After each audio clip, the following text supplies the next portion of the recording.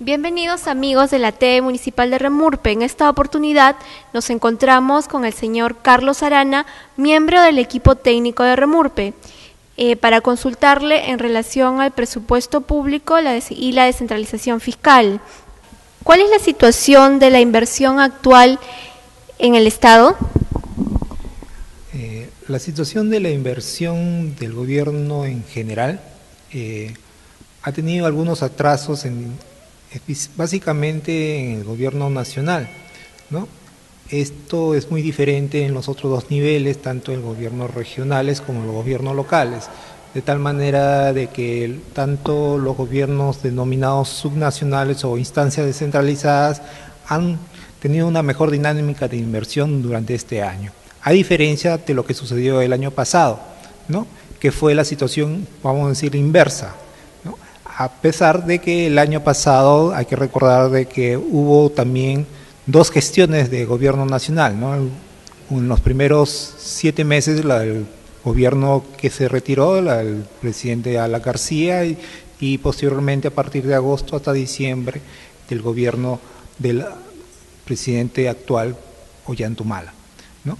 Pero en lo que ha sucedido este año es una inversión un poco atrasada en comparación a lo que sucedió el año pasado. Por ejemplo, tenemos algunas cifras que al mes de agosto el gobierno nacional había invertido 3.631 millones en comparación a los 5.379 millones que el año pasado habían invertido. Cosa muy distinta a lo que sucedió a los gobiernos locales, ¿no?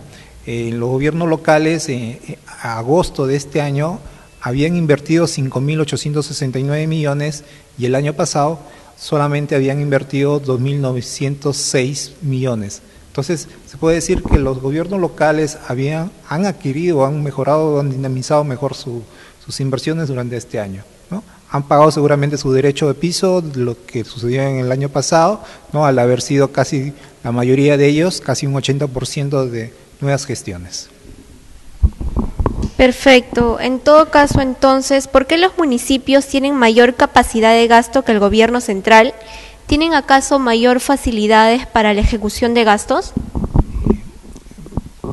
Podría parecer de que así sucede, pero en términos concretos creemos de que existen muchos candados justamente para la inversión, tanto en los gobiernos locales como en los gobiernos regionales, ¿no? Por eso se está pidiendo una modificatoria integral del Sistema Nacional de Inversión Pública. Si muy bien ha habido algunas modificaciones a través de algunos procedimientos, de algunos instrumentos, pero creemos que debe ser una modificación más integral, prestando atención justamente a las características de las diversas zonas y regiones del país, ¿no? Por ejemplo, tanto en la zona de la selva como en la sierra, es muy diferente a lo que sucede en la costa, como también, por qué decirlo, en algunos departamentos ahí tienen muchas diferencias de uno a otro en la misma costa, por decirlo así, o en lo que se refiere a las áreas tanto urbanas como rurales, ¿no?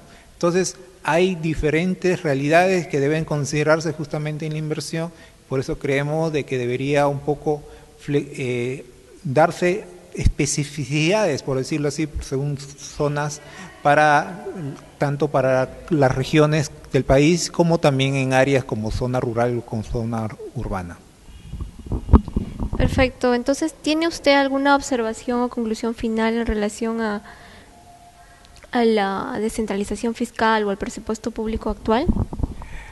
Mire, justamente sobre esos dos temas. Uno es el presupuesto que ya ha elevado el Poder Ejecutivo al Congreso, donde estamos viendo que si muy bien hay un incremento de los recursos para los gobiernos locales, ¿no? Pero estos se basan básicamente en algunas estimaciones de los llamados recursos determinados. Esto quiere decir básicamente de los recursos que provienen de algunas actividades extractivas, que de acuerdo a también al desenvolvimiento de la economía internacional, esperemos que obtengan, ¿no?